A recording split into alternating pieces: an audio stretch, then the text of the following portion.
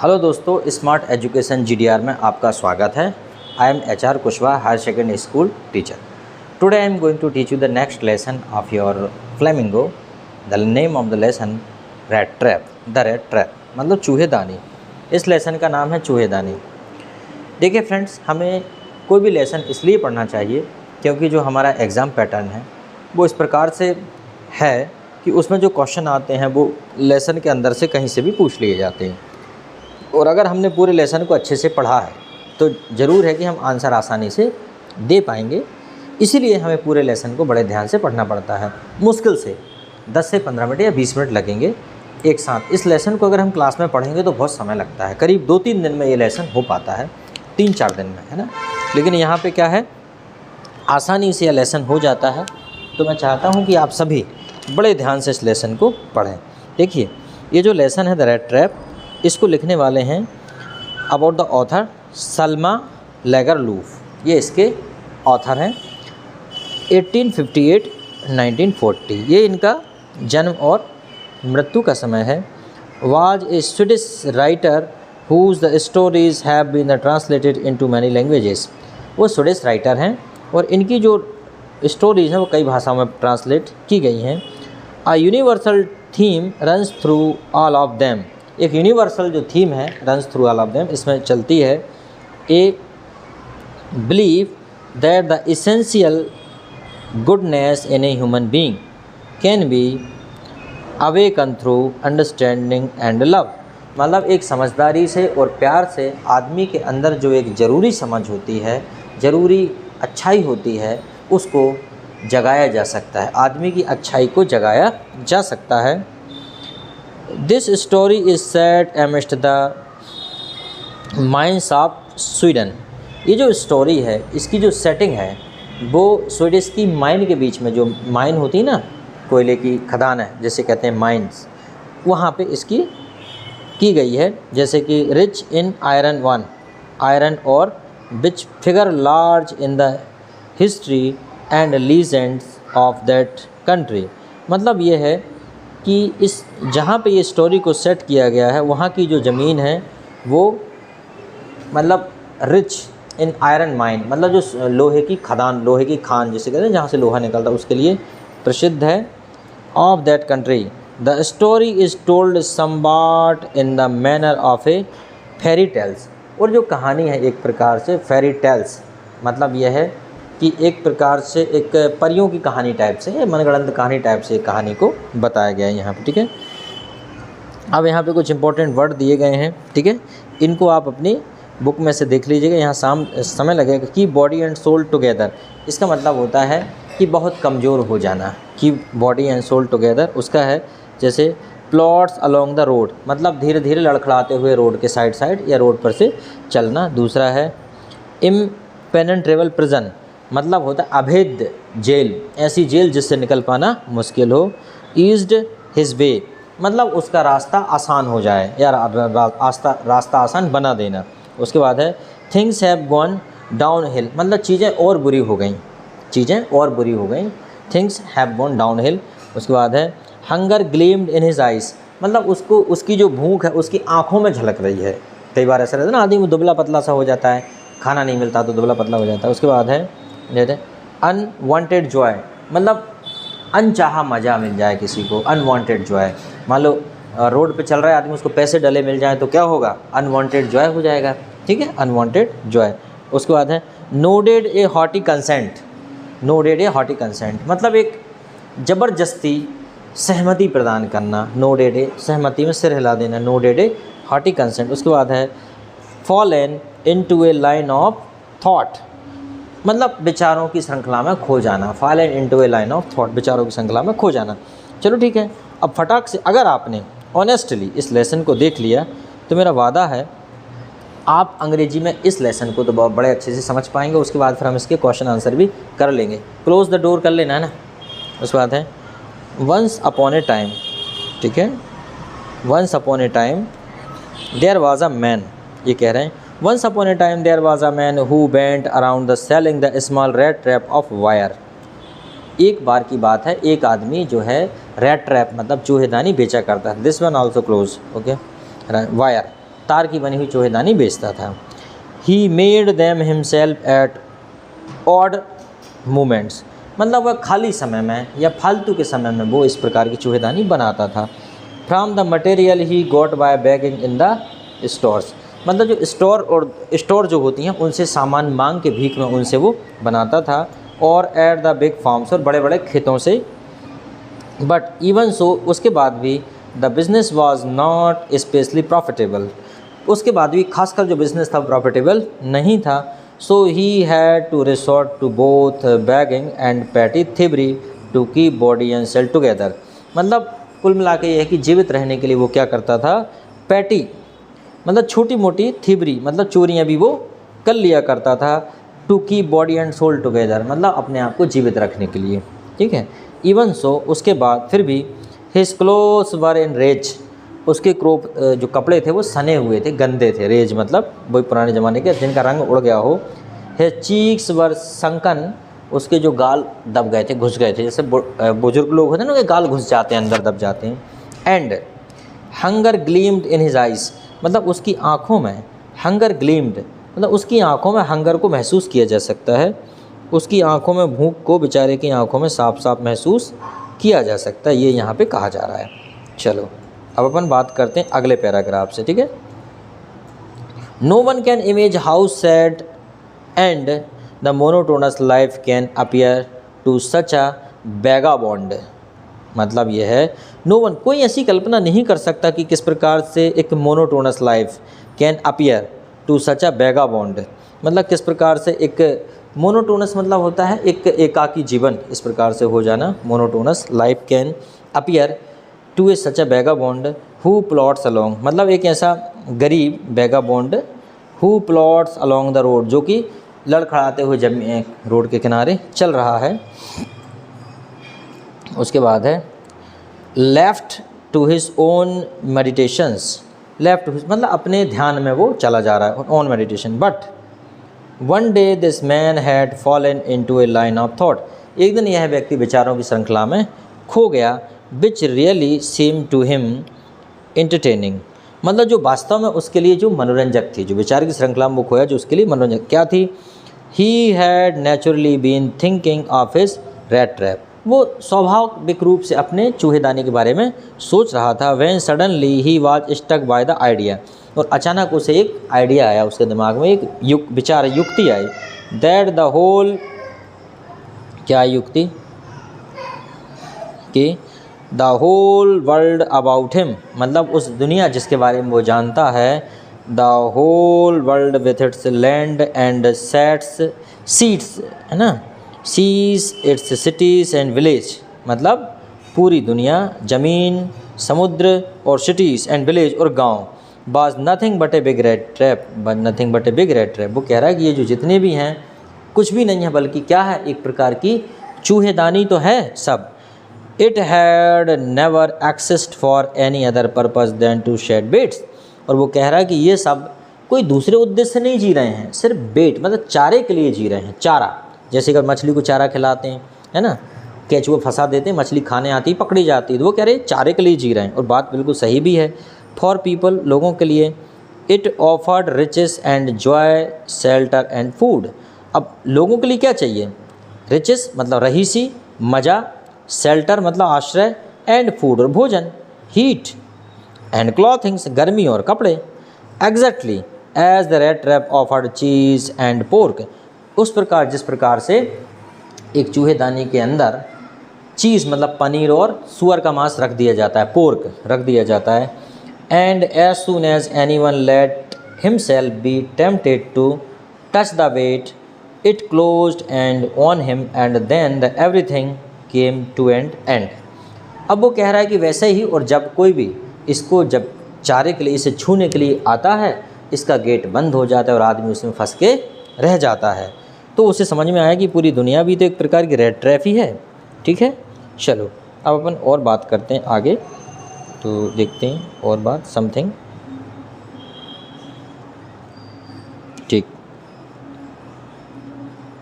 फिर है the world had of course never been very kind to him, मतलब दुनिया कभी भी उसके लिए दयालु नहीं रही। So it gave him unwanted joy to think ill of it in this way. तो उसे इस प्रकार सोचने से उसे बड़ा एक सुख मिला उसे, क्योंकि दुनिया उसके लिए कभी दयालु नहीं रही। तो उसे ऐसा सोच के अच्छा लगा कि चलो दुनिया भी तो ग्रेट ट्रैप है। It became a cherished pass time of his, उसके लिए एक प्रकार का मज़ेदार समय पास करने के लिए, टाइम पास करने के लिए मिल गया उसके लिए। ड्यूरिंग मैनी ड्रेरी प्लॉडिंग्स, मतलब ड्रेरी प्लॉडिंग्स मतलब वह चलते चलते ऐसे लड़खड़ाता हुआ चलते चलते, to think of people he knew who had let themselves be caught in the dangerous snare. और वो कहता है कि सोचते सोचते वह जान गया कि किस, think of people he new, ऐसे कई लोगों को वह जानता है, चलते चलते उनके बारे में जानता है कि किस प्रकार उन्होंने अपने आप को एक खतरनाक जाल में फंसा लिया है, snare. And of others who were still circling around the bait, और वो उन लोगों के बारे में भी सोच रहा है कि कुछ ऐसे भी हैं जो उसके चारों ओर चक्कर में घूम रहे हैं फंसने के लिए। उसने ऐसा कहा कि मतलब दुनिया भी एक चूहेदानी है, वो लोग चारे के चक्कर में फंस जाते हैं, मतलब कुछ ना कुछ ऐसा उनको प्रलोभन रहता है, उसके चक्कर में बहुत से उसके साथ ही फंस चुके हैं और बहुत से फंसने के लिए तैयार हैं, उसके आसपास घूम रहे हैं। फिर वहाँ से आगे और पढ़ते हैं हम लोग। इसके क्वेश्चन आंसर तो मैंने करा दिए हैं वैसे, लेकिन लेसन समझना बहुत ज़रूरी। इसके बाद अगला लेसन समझेंगे। One dark evening as he was trudging along the road, मतलब वो रोड के साइड से एक दिन वो चल रहा था धीरे धीरे। He caught sight of a little grey cottage, उसने एक लिटिल ग्रे कॉटेज उसने देखी, एक झोपड़ी को उसने देखा, by the road side, and he knocked on the door to ask shelter for the night, और उसने दरवाज़ा खटखटाया और वहाँ पर रात रुकने के लिए, आश्रय के लिए पूछा। नॉर वाज ही रिफ्यूज्ड, और उसे मना नहीं किया गया। Instead of the sour face which ordinary met him, और वहाँ पे एक मतलब लटके हुए चेहरे से उसे मना नहीं किया गया, जिस प्रकार जनरली अक्सर उसके साथ ऐसा होता था कि लोग उसे दरवाज़ा खोल के लटके हुए चेहरे से बोलते थे, नहीं भैया, मना कर देते थे। The owner who was an old without wife और चाइल्ड, मतलब एक ऐसा वहाँ ओल्ड मैन था, उसका मालिक कुटिया का, जो अपने बीवी और बिना बच्चों के रह रहा था। Was happy to got someone to talk in his loneliness, उसे बड़ी खुशी हुई कि चलो यार कोई तो बात करने के लिए अकेलेपन में मिला। अचानक इमीडिएटली, तुरंत ही put the porridge pot on the fire and gave him supper, मतलब उसने तुरंत ही पोरेज मतलब दलिया बनाने के लिए अपना जो मटका था उसको रख दिया, किस पे, चूल्हे पर रख दिया, और उसने उसे कुछ खाने को दिया। सपर मतलब होता है कुछ खाने को देना। Then he carved off such a big slice from his tobacco roll, फिर उसने क्या हुआ, कार्व्ड ऑफ मतलब उसने थोड़ा सा अपनी तंबाकू से एक बड़ा सा रोल निकाला उसके लिए। That it was enough both for the strangers pipe and his own, उसने इतना निकाला कि स्ट्रेंजर के और उसके पाइप में भरने के लिए पर्याप्त था, मतलब पाइप में भर के लोग तंबाकू पीने वाले हैं यहाँ पे। Finally he got out an old pack of cards and played mjolis, और उसने एक पुराना ताश की गड्डी निकाली और एक पुराना गेम मजोलिस वो खेलने लगे। With his guest until bed time, और सोने के टाइम तक वो अपने गेस्ट के साथ उसी रेड ट्रैप चूहेदानी वाले के साथ खेलता रहा। ठीक है, फिर आगे से पढ़ते हैं अपन अगले वाले हिस्से, बड़ा मज़ेदार लेसन है। The old man was just a generous with his confidence, मतलब ओल्ड मैन जो है अपने आत्मविश्वास के साथ साथ बड़ा दयालु भी था, दिल का राजा, दिलदार, generous. As with his porridge and tobacco, जैसे कि उसके दलिया और उसकी तम्बाकू की तरह वो भी था। The guest was informed at once that in his days of prosperity, guest को उसने बताया, जो आया है पैडलर, उसको उसने बताया कि उसकी प्रॉस्पेरिटी के दिन में, जब उसके पास बहुत पैसे होते थे, his host had been a crofter at Ramsjo iron work, मतलब his host had been a crofter, मतलब उसका जो होस्ट है, उसका जो मेज़बान है, मतलब जिसके घर में रुका है पैडलर, वो एक रैमजोस की आयरन मिल में काम किया करता था, क्राफ्टर था। And had the work on the land और ज़मीन के लिए वो काम करता था। Now that he was no longer able to do day labour, अब वो दिन मजदूरी नहीं कर पाता, उसमें योग्यता नहीं है। It was his cow which supported him, अब सिर्फ उसकी काउ ही है जो उसको सपोर्ट करती है। Yes that Bossy was extraordinary, और जो that Bossy was extraordinary वो असाधारण है। She could give milk for the creamery every day, वह क्रीमरी के लिए हर सप्ताह वह मिल्क देती है। She give a milk for creamery every day.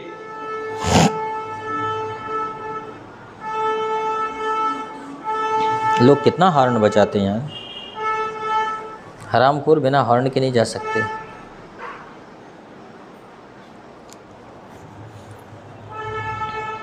Creamery every day मतलब she could give milk for the creamery every day, वो हर दिन क्रीमरी के लिए मिल्क देती है।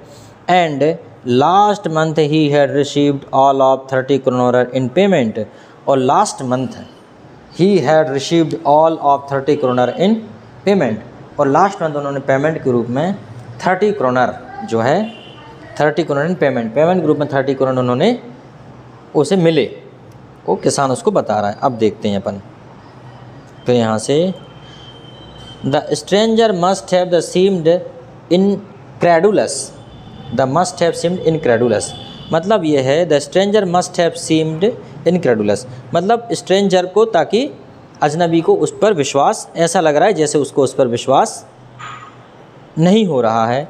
For the old man got up and बैन टू द विंडो, उसे लगा कि शायद ओल्ड मैन को विश्वास नहीं हो रहा है, मतलब जो आदमी आया है जो पेडलर जैसे हम कह रेड ट्रैप बेचने वाला, तो ओल्ड मैन को लगा कि शायद इसे विश्वास नहीं हो रहा है, तो वो क्या कहा, उसने क्या किया, ओल्ड मैन गॉट अप उठा, बैन टू द विंडो खिड़की पे गया, टुक डाउन ए लेदर पॉच मतलब एक चमड़े की थैली निकाली उसने, बिच हंग ऑन ए नेल जो कि खूंटी पे टंगी थी, in the very window frame जो कि विंडो फ्रेम के पास, and picked out 3 wrinkled 10 kronor, उसने 3 10 के 3 क्रोनर रिंकल्ड मतलब मुड़े हुए नोट निकाले, bills, these he held up before the ice of his guest, और वो उसने अपने मेहमान के आँखों के सामने रख दिए।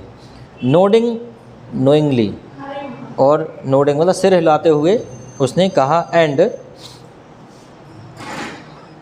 10 stuffed them back into the pouch, and then stuffed them back, stuffed मतलब रख दिया, देम इनटू द पाउच, और उसने दोबारा उनको थैली में रख दिया उसे बता के।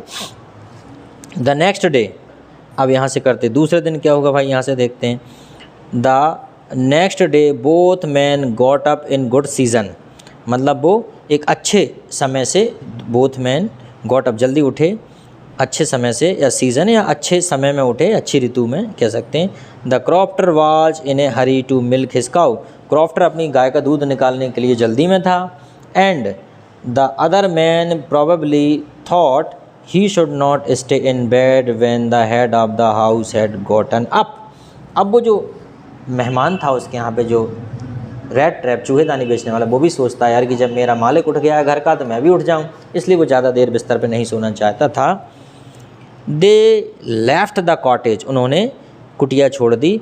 And the same time the crofter locked the door and put the key in his pocket, और उसने क्या किया, उसने अपनी कुटिया बंद कर दी, कुटिया मतलब अपनी झोपड़ी बंद कर दी, अपना घर बंद कर दिया और अपनी चाबी को पॉकेट में रखा और चल दिया।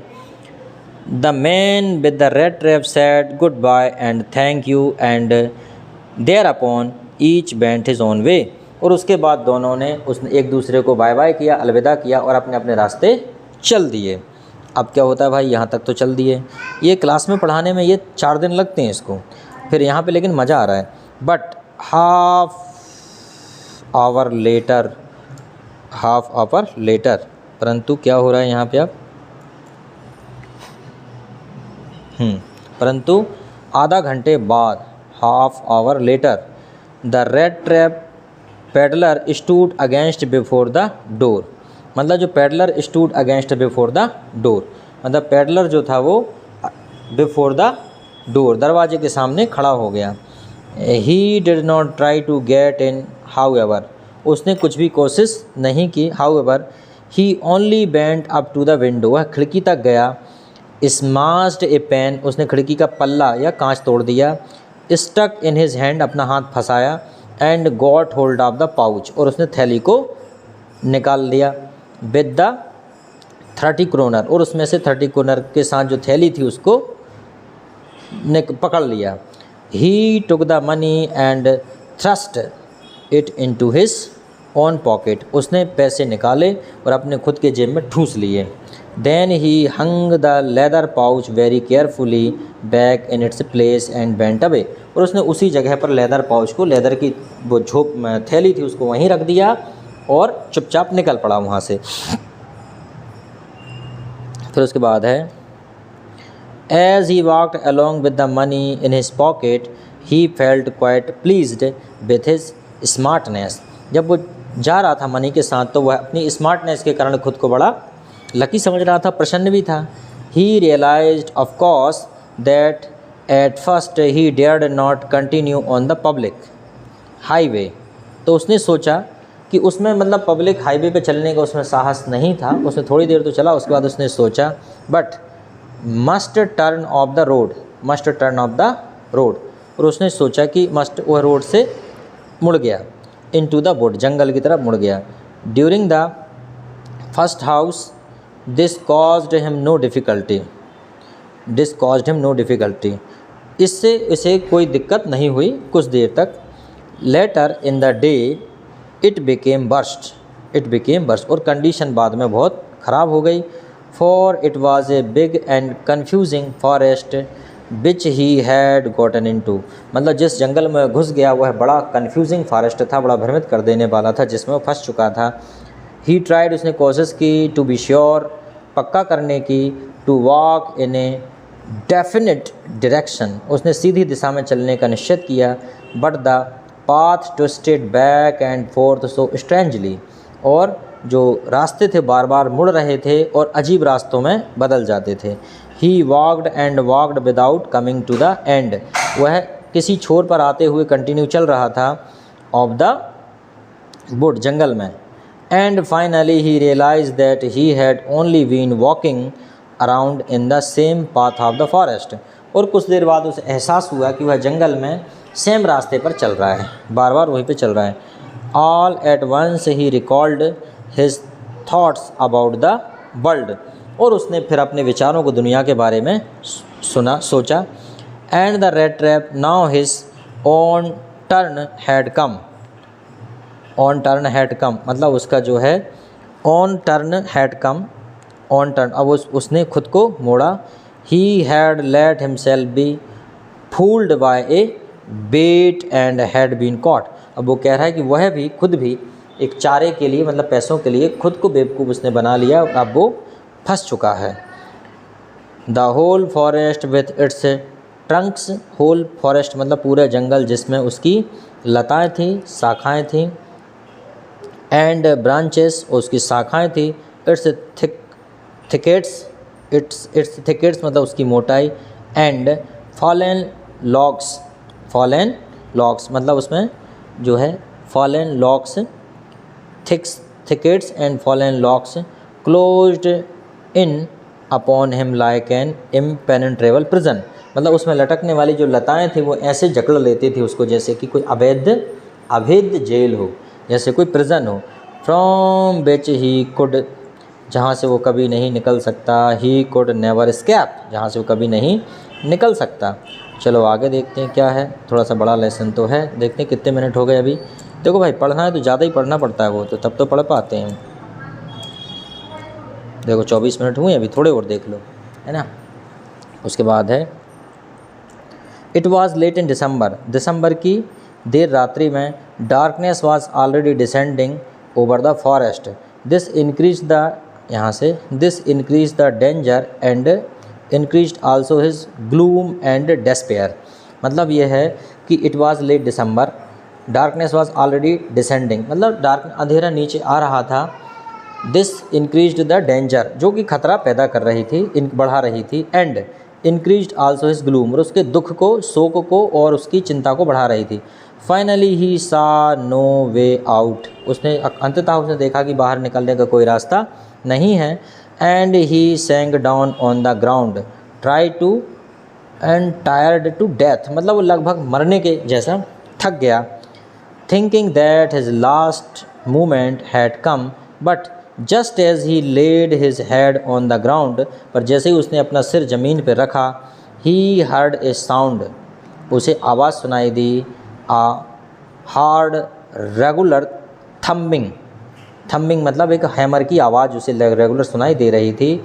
देयर वाज नो डाउट, कोई संदेह नहीं था, as to what that was he raised himself, there was no doubt, उसे कोई संदेह नहीं था, एज टू व्हाट ये क्या है, that was he raised him, उसने अपने आप को उठाया, those are the hammer stroke, उसे पता चला कि ये कोई हैमर की हथौड़े की आवाज़ है, from an iron mill, iron mill से आ रही थी। ही थॉट, उसने सोचा, there must be people nearby, ज़रूर कोई ना कोई यहाँ लोग होंगे।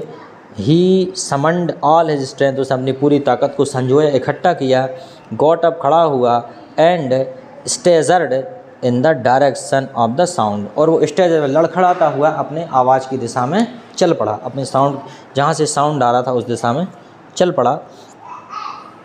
फिर उसके बाद अपन देखते हैं कितना बचा है।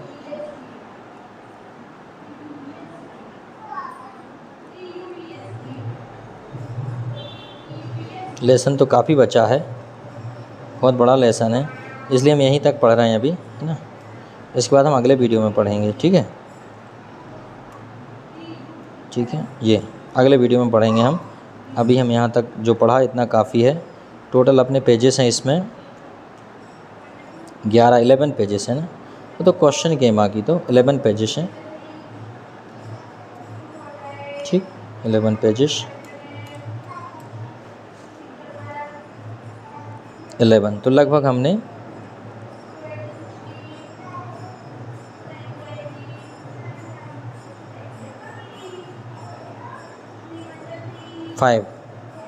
10 पेज हैं। चलो, तो एक 4 पेज अपन ने पढ़ लिए हैं लगभग, ये 4 पेज ये भी ख़त्म कर दे रहे हैं, ठीक है, फिर अपना इतना हो जाएगा, ठीक है। आप बेटा आवाज़ नहीं आती, धीरे धीरे धीरे धीरे धीरे। The Ramsjo the iron work which are now the close down, मतलब रैमजो का जो आयरन वर्क है नाउ क्लोज डाउन, ठीक है, work not so long ago, मतलब जिसने देखा कि जो रैमजो का जो आयरन वर्क है विच आर नाउ क्लोज्ड, जो कि अब क्लोज्ड हो चुका है, नॉट सो लॉन्ग जो दूर नहीं है, ए लार्ज प्लांट एक दूसरा प्लांट है, विच स्मेल्टर रोलिंग मिल, जो कि एक प्रकार की स्मेल्टर रोलिंग मिल है, जो कि बनाती है पट्टे, राड बनाती, वो वाली बात हो रही है यहाँ पे, ठीक है।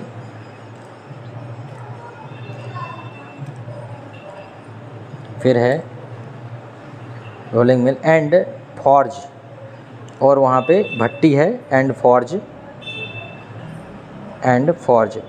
इन the summer time long lines of heavily loaded barks and scows slide down the canal, मतलब ये है कि डाउन द कैनॉल, मतलब ये है कि गर्मी के दिनों में यहाँ पे बड़ी हैवी लोडेड बार्स, मतलब बड़े बड़े लोडेड यहाँ पे गाड़ियाँ आती हैं, and scows slide down the canal, और नहर के पास बड़ी बड़ी सॉलिड पट्टियाँ पड़ी रहती हैं, which lead to a large inland lake, और जो कि बहुत दूर तक लेक तक जाती हैं, and in the winter time the roads near the mill were black from all the coal dust, और गर्मी के ठंड के समय में जो मिल के आसपास का जो रोड है वो कैसा हो जाता है, डार्क हो जाता है, stepped down from the big charcoal crates, मतलब चारकोल से, कोयले से वह है गंदा हो जाता है। फिर देखें, during one of the long dark evening just before Christmas, एक क्रिसमस की शाम the master Smith and his helper set in the dark forge near the furnace waiting for the pig iron, मतलब ये है कि एक दिन मास्टर स्मिथ और उसका जो हेल्पर एक दिन उसकी जो फॉर्ज है उसकी भट्टी के पास बैठे थे, for the pig iron which had been put in the fire, जो कि एक बड़ा आयरन का टुकड़ा आग में रखा हुआ था, to be ready to put on the anvil, ready to, जो कि जिसको निहाई पर रखना था। Every now and then one of them got up to stir the glowing mass with a long iron bar, मतलब got up stir the glowing mass with a long iron bar, और एक जो है लंबा आयरन के पट्टे पे उसको रखा गया था, मतलब निहाई पे रख के बड़े पट्टे से उसको दबाया जा रहा था। Returning in a few moments dripping with perspiration, और उससे क्या है, एक लंबे पट्टे से उस पर चोट करते थे और उसके बाद वो पसीने से तरबतर हो जाते थे। मतलब कुल मिला के ये है कि लोहे की भट्टी से उनको निकालना, लोहे के पट्टे रखना, उसको कुछ आकार देना, उसमें कुछ काम करना और वापस फिर रख देना। दो as was the custom he wore the nothing but a long shirt and a pair of wooden shoes, मतलब एक कस्टम के अनुसार जो है उनके जो पहनते थे वो उनके थे कि long shirt and pair of wooden shoes, और एक उनके वुडन शूज़ मतलब होते लकड़ी के जूते। ऑल द टाइम, यहाँ से all the time there were many sound to be heard in the forge, the big bellows groaned and the burning coal cracked, the big bellows groaned and the burning coal cracked, the big bellows groaned मतलब बड़े बड़े जो कोयले थे वो big bellows groaned and the burning coal cracked, और जो जलता हुआ कोयला चिटक रहा था, आपस में टूट रहा था। the fire boy the shoved the charcoal into the maw of the furnace, और वो जो आगी थी उसमें वो चारकोल भी दे रहा था। With a great deal of clatter मतलब गोलछे से।